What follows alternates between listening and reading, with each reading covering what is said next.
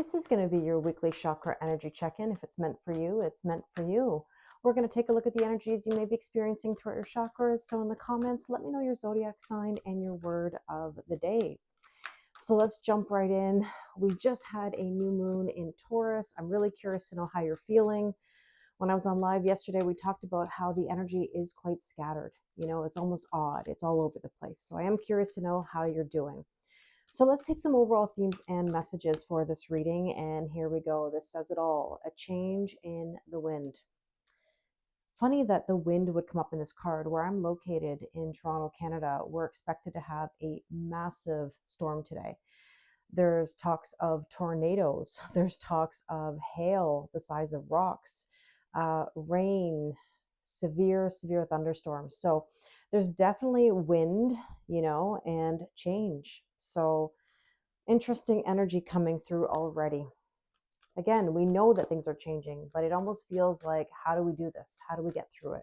And we just do, we keep pushing forward. Now with that, we have here Mother Earth. Oh, wow. That is so interesting. My goodness. Yeah, Mother Earth is talking.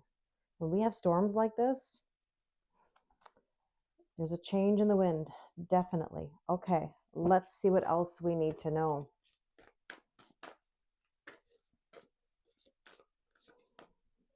Explorer, traveler, wanderer. It's interesting. This is a 14 card, which is 1 + 4 is 5. Big changes ahead. And 1 + 2 is 3. Master teacher. There are lessons. It's like we're implementing the lessons in the new energy, like the knowledge we've gained. And now we're going to explore and see where it takes us. So very interesting energy to start. Let's get right into the cards. I've got my Chakra Wisdom Tarot, which, as you know, has all the different colors of the chakras or energy centers in the body. Let's start off by looking at the root chakra, which is our Mars energy, our drive, our foundation. Well, we got a red card, which is the root chakra. So temperance, patience. Oh, I know everybody's going to roll their eyes and be triggered. I totally get it. Who likes to have patience, But in a fun way, let's roll our eyes a la trust the process style, TTP, because that's really all we can do. The quicker we learn this, the better. I know we can resist it. I know we can be annoyed by it or triggered by it, but there is no better advice than trusting the process. And if you can think of something that's better, let me know in the comments. All right, let's take a look at the oracle cards. Let's clarify. And there's the whip. Ooh, interesting. The whip can indicate some arguments or some tense energy. And again, I do believe that there has been some tension in the air. But it also talks about repetitive energy, as in doing things over and over again. And if you're doing something over and over again, expecting different results, then, that's the definition of insanity, right? So let's take a look at what else we need to know here. Within a few days. Okay. Well, we know that we're already getting into May. It's gonna be May. Oh my goodness. I don't know why is that a thing every year, but pardon me for that song coming through. But yeah, within a few days, we're shifting for sure. All right, what else do we need to know here? Let's take a look at Venus, the Sacral Chakra. 10 of Wands. It's almost like some of you are feeling so tired and burdened. First of all, new moons are things that take so much energy. You know what I mean? Like, it's so exhausting to start something new versus to let it go. So that's why if you're feeling tired, it could be because your body is like trying to muster up the energy to get going. Let's see what else. Also, I should add that, Venus being the sacral chakra, self-worth, self-value, self-respect, sometimes people just feel so worn out at trying to build their confidence. It's not easy. It takes time, consistency, effort, and you got to let go of control. That's why people are exhausted. The more you try to control something, the more resistance you get, right? The more Somebody says you have to do something, the more you're going to do the opposite, right? So you got to remember that controlling something is not going to help the situation. So releasing control, trusting the process really is the way. Okay, let's see what else we need to know here. The inventor card, and I talk about this all the time. I'm not a fan of the word inventing because really that means we're starting something brand spanking new that's never been done. And I don't think we're here to do that. I think we're innovating, which means we're taking something and making it better, you know? So it's really like saying a whole new you. Okay, let's take a look at the solar plexus, which is our personal power. The Queen of Swords, you got to make the boundaries. This is the key. Cutting things out that no longer serve you, detaching a little bit from the emotion. If something's not working for you, you got to let it go. If something's not making you happy, let it go. If somebody's not engaging the way you would like them to, let it go. You can't force it. And I think that's what comes back to the control or the repetitive energy. The raccoon, it's really interesting because the raccoon is about curiosity and problem solving, creativity,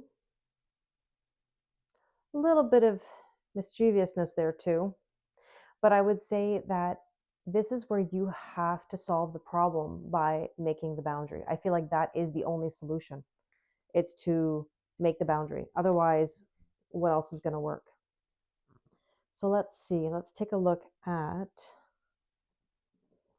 these oracle cards here. And this says unlikely. Very interesting. Making boundaries is very, very difficult, like extremely difficult. Who likes making them? That's like trusting the process. Who likes trusting the process? Who likes being patient? Who likes making boundaries? Said no one ever. I would say that there's this fear that the respect won't be given. The boundary won't be acknowledged, And something that I said to someone yesterday was, you have to make them so uncomfortable with something in order to make yourself comfortable, not the other way around, right? Because think about it, when we can't say no, we're the ones who are uncomfortable. They're comfortable because you're doing whatever they want you to do. You have to flip the switch. You have to make them so uncomfortable asking that favor or pushing that boundary with you. So it really comes down to, your ability to detach and stay true to yourself. I always think of Leos in this aspect because like Leos are the kings and queens of ignore. Like if you ignore them, they ignore you harder. And it becomes a battle of who's going to ride this out. And I'm not talking about stubbornness here, but when it comes to boundaries, there is no discussion. In my world, I can tell you there is no discussion. If I have a boundary and I don't want to do something, I'm not going to do it. And I think that that's the whole part of control. We are all in control of our own self. Nobody else has control over who we are, right? So just remember that if you're struggling with boundaries, you've got to make them more uncomfortable, right? Especially if it's coming down to a specific boundary. Now, when I say making them uncomfortable, I'm not saying you're making their life miserable or you're doing anything to poke the bear. Here comes karma. Speaking of poking the bear. But you have to understand that your desire for peace is more important. Your capacity is more important. So that being said, let's go to the heart chakra. Let's see what's going on in matters of the heart. Strength, trying to find the strength and the courage. Funny, we were just talking about Leos, and there's the Leo energy that came out. You've got to have the strength and the courage to push through, even when it's difficult, even when the boundary isn't fun. And the Celtic knot is about love, unconditional love. And I said this in a video the other day, that love isn't always enough. And, someone disagreed with that, and that's okay. No worries. No offense taken. But I'll put it to you this way, why I believe that love isn't always enough. You can love somebody till the cows come home. You can overgive, overgive, overgive. That doesn't make a relationship, right? So how many of you can say you've loved somebody, but that wasn't enough for the relationship to thrive? Because there's more to a relationship than just love. You know what I mean? There's friendship, there's kindness, there's capacity. Not everybody has the capacity. They could love you so much and have zero capacity. They can want to be your friend, but have zero capacity to go the depths that you want them to go. So please remember that love's a beautiful thing, but just because you love somebody, it doesn't mean that the relationship is going to thrive, right? And I think that there's a sadness to that, because we'd like to think that love can conquer all. But again, it comes down to two people who are on the same page. And something else that came up yesterday in conversation was expectations, and I think this is just a gentle reminder because maybe we haven't talked about it in a while. Expectations are the root of all problems. You cannot love people the way you want to be loved because that's how you want to be loved, maybe not how they want to be loved. Love is not transactional, right? So just be careful that you're not trying to impose things on others just because that's how you want it. That's why I always say don't should on anyone. And if you're expecting people to do whatever you do, you're going to be disappointed every single time because not everybody wants to do what you want or vice versa, right? So we have to look at it from both angles. It goes for you, it goes for them, for everybody. Coin toss. We have a choice. These are all topics of conversation. Now, if you're the one that had the conversation with me on these various topics, there's many of you actually that I had this conversation kind of in part with, you'll know exactly what we were talking about. We have a choice. Behavior is a choice, So very interesting, very interesting topics coming through. That's why I said it's like a mishmash of energy with this new moon, right? It's happiness, it's sadness, it's anxiety, it's excitement, it's a whole slew of things. Let's take a look at the throat chakra. What's going on in regards to communication? Ace of Wands, purpose, passion, brand new beginnings, creativity. So maybe there's a creative idea that you have. That's exciting. Milky Way, maybe you want to network that idea. You want to get help from others. Maybe this is about social media. Maybe you're thinking about doing something on social media. It's also an energy of spying or observing, and it's like saying, let them watch. Really, seriously. Don't let anybody get in your way. You do whatever you got to do for you. The telephone. Connection, communication. Two-way street. Isn't that interesting? Now it says two-way street, and then look at these twos here, right? Two is building something. So there might be a call to action here for you, or something spicy and romantic, because it can have that vibe as well. Let's take a look at the third eye. 9 of Cups, ask and you shall receive. What is it that you're trying to manifest right now? It's a great question. What would you like to manifest? In order to have the new, you've got to let go of the old. And this is where it's tricky, right? Your new life is going to cost your old life. I do think there's a lot of grief in the air as well that's coming through, where there's a sadness to let go. And that's why people don't like to let go, because it's what they know, right?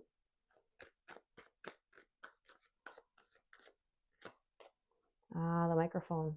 Look at this. The telephone, the microphone. You've got to express.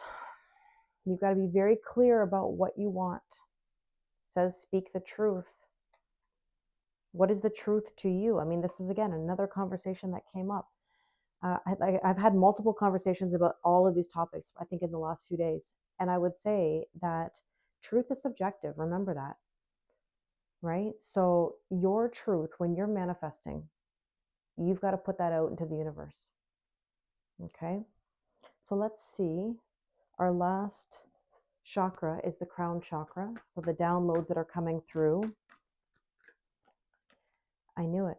Grief. There's an overwhelming sense of grief of, how do I let go? How do I get out of this victim mentality? Why am I crying over spilled milk? Why am I so sad? Why am I so disappointed?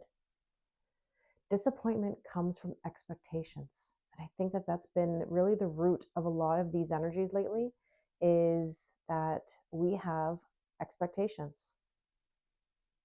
So let's take a look at the oracle cards. Okay, well, that card was adamant about coming out.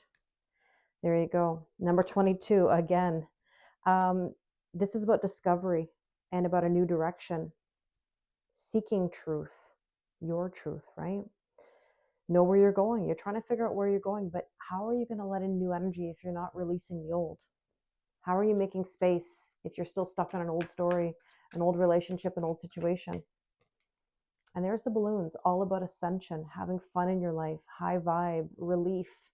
You know what people don't realize? Another number 2, by the way, a lot of people don't realize that when you let go, the relief is unbelievable. You will feel unlike you've ever felt before. When you manifest the better, you don't worry about the same things anymore. You don't try to control the same things anymore.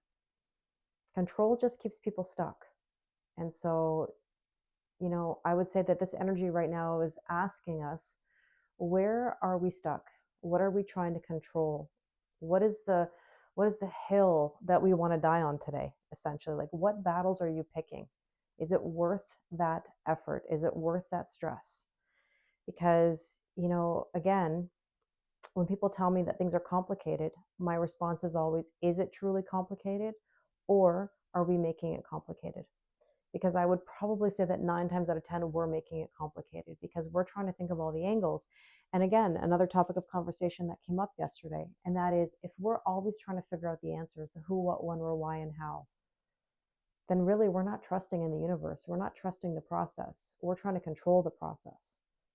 And the high priestess, if we were to think about the high priestess in tarot, she's the keeper of secrets. She is the one who delivers the information as we go. She has a scroll of information and knowledge. She gives it to you as you seek it. It would be silly to think that we would just get all the information or the entire playbook right up front just because we want it to be easy. And it doesn't really work that way.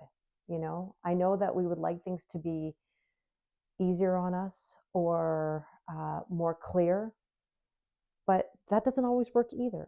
Somebody said yesterday, well, I wish we would just know the truth from the universe. And again, truth is subjective, right? So I wish we just knew the truth up front. Like, why do things have to feel like there's deception, to get us to awaken? And my answer to that would be, not everybody wants to hear the truth. Not everybody can handle the truth. Sorry about the reference to A Few Good Men. You can't handle the truth. I mean, truth is subjective, right? How many times do you, let's say, hear the story of somebody who tells their friend that their partner is cheating on them? Would you say that every single time the friend believes you? Truth is subjective. People will say, oh, you're just jealous or this, that, whatever. All I'm saying is that it's not meant to be easy. However, learning lessons requires time, consistency, and effort. And along the way, you're going to have to be patient. You're going to have to put down the burdens. You're going to have to make boundaries. You're going to have to push through even when it's tough. You're going to have to find a way to be creative and spark new energy. You're going to have to ask. You're going to have to really ask for what you want. But you have to be willing to let go of the old in order to have the new. So I hope you stuck around to the end. I know this was a deep talk and a little bit of a hack message, but I send you all so much love. Let's take one last little bit of advice, and I'll leave you with that. Let's take an inner child oracle card. I used these in the weekly zodiac readings. If you haven't checked out your zodiac sign yet, I would, because they were pretty deep. Let's see. Let it come forth. Give yourself permission to feel it. Absolutely. Feel it. Grieve it. Let it go.